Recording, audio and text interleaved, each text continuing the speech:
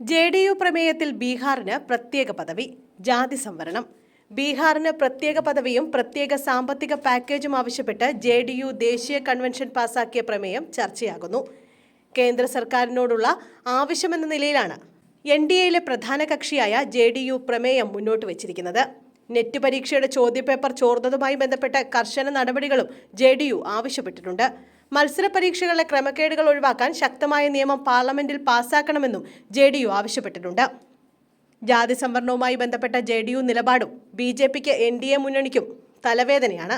ബീഹാറിലെ പിന്നോക്ക സംവരണം 65% ഉത്തരവ് റദ്ദാക്കിയ ഹൈക്കോടതി വിധി സുപ്രീം കോടതിയിൽ ചോദ്യം ചെയ്യുമെന്നും RJD പ്രമേയത്തിലുണ്ട്.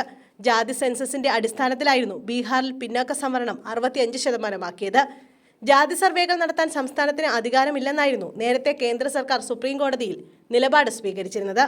JDU പിന്നോക്ക സംവരണ നിലപാടിൽ ഉറച്ചുനിന്നാൽ BJP പ്രതിരോധത്തിലാകും.